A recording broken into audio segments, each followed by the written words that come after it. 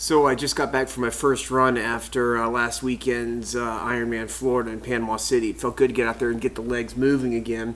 And just really was such an incredible event last weekend to be around 3,000 incredibly dedicated and positive athletes and their families is truly a very blessing and experience. Next event is the Tampa Frogman Swim. It's a real special event and frankly one of my favorite events. It's a swim across Tampa Bay, about 2.5 miles. An event that was started by a group of Navy SEALs to honor the dedication of Navy SEALs and other men and women in uniform all across the country. We did it the first year. The air temperature was about 38 degrees outside, the water temperature about 55 degrees as we hit the water. Real grueling, a tough swim, but a whole lot of fun. I'm really looking forward to that one again. I encourage you guys to look at the Tampa Frogman Swim and please make some contributions there. 100% of the contributions go directly to the Navy Special Warfare Foundation. Today I want to talk a little bit about a great website called followthemoney.org. You know, one of the fictions that we still operate in this country under is that we elect our leaders. And the fact of the matter is we don't elect our leaders at all. We auction our leaders off. And I make that statement based upon the campaign financing that exists all across this country. And we'll focus specifically on what's happening in Florida, but the same exists all across the country. Again, we don't elect our leaders in this country anymore. Our leaders are auctioned off. And the parties that are able to pay the most, not surprisingly, are the corporations. Now, there are quite a number of people out there that make individual contributions to the parties, both the Republican Party and to the Democratic Party. And if you live in Florida, you need to pay particular attention to what happens with your campaign contributions that go to the parties. Just Google Jim Greer or Republican Party lawsuit, because you need to understand that when you cut those checks for $25 and $50 to the Republican Party, and frankly the same is probably true of the Democratic Party, that money is used, yes, to buy campaign signs and those annoying commercials we see on television, but as the litigation that's pending in Florida reveals, that money is also used to pay for the salaries of the party executives and officials and pay for their fancy dinners and airplane rides on private jets and things like that. So for all you folks that are still out there committed to the parties and are making contributions to the parties, I want you to keep that in mind. On this website, followthemoney.org, they have a very sophisticated database that shows where all of the money that enters our Florida politics comes from. It really is a terrible situation that our entire system of government is up for sale. But I find it particularly troubling that offices like the Attorney General is an elected office that is subject to campaign contributions. There's something which is utterly inconsistent with an attorney, and particularly an attorney that should be representing the interests of the public, the little person, the consumer, accepting campaign contributions from corporations. And as you look at the screen that shows the campaign contributions received by the elected Attorney General in the state of Florida, Pam Bondi, you'll see that the vast majority of the contributions that came for this race come from the Republican Party of Florida and then other corporations. Now, the state of Florida did the public subsidy on the other side of it, but the fact of the matter is that in the state of Florida, the campaign that won was Pam Bondi, the Attorney General. $2.5 million is what it cost to buy the governor, or the Attorney General's seat in the state of Florida. Now, we should also be paying attention to the governor's seat in this state. This is undoubtedly the most absurd indication of just how bad our politics are. In this case, this executive, Richard Scott, contributed $60 million to buy the governor's mansion in the state of Florida. Now, some folks were deluded into believing that meant that this individual might be more independent than the other candidates, but I don't think that's proven at all true, and then we're going to see more and more of that coming out later.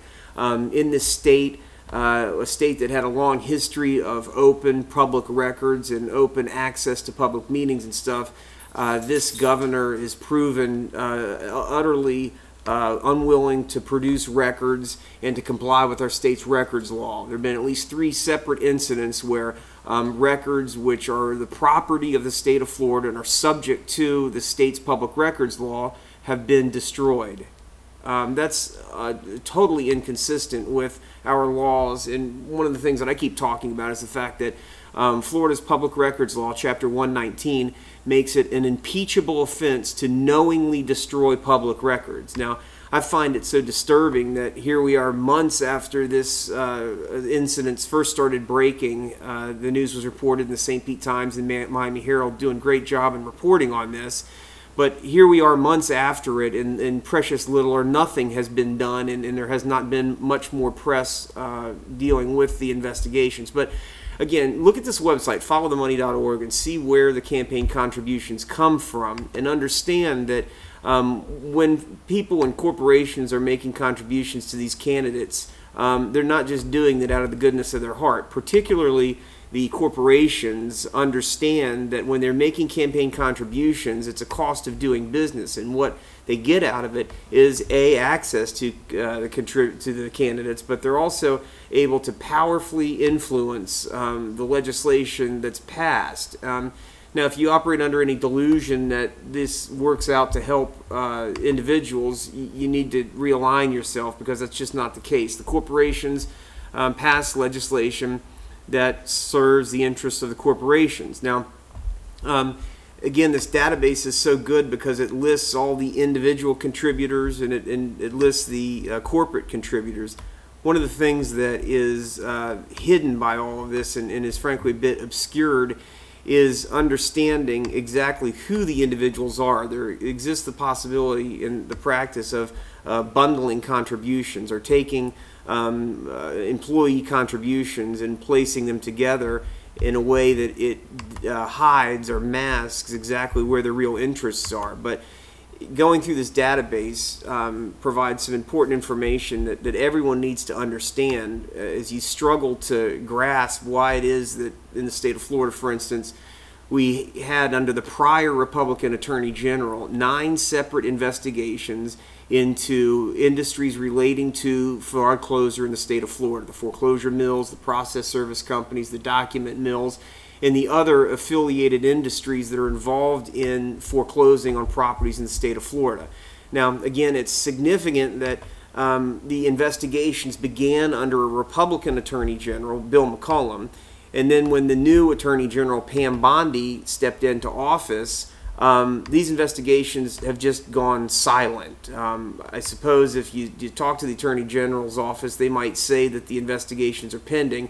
But the fact of the matter is that as these months go on and absolutely nothing happens to any of the parties that are the targets of these investigations, it becomes increasingly less likely that anything will ever happen, and that any price will ever be paid by the parties who've been engaged in gross misconduct. Now, again, one of the things that's obscured by the way campaign finance is reported is the bundling of campaign contributions. So it may be hard to track specifically where the most campaign dollars are coming from, and both the individuals that they're coming from and the industries that they're coming from, because they're able to bundle them up among different contributors and among different industries. But that doesn't mean that it can't be done. The fact of the matter is that until people start to understand exactly how our campaigns are run and paid for, we'll never have fair and free elections. It truly is time to get money out of politics, because as long as the campaigns are bought and paid for, there are no free and fair elections for any of us. But pay attention to the website. Again, it's www.followthemoney.org. Navigate around it. Look at the different races. You can select each individual race in your county and in your city, and then go and take a look at the statewide races, and just begin to familiarize yourself with the way campaign finance works in the state of Florida.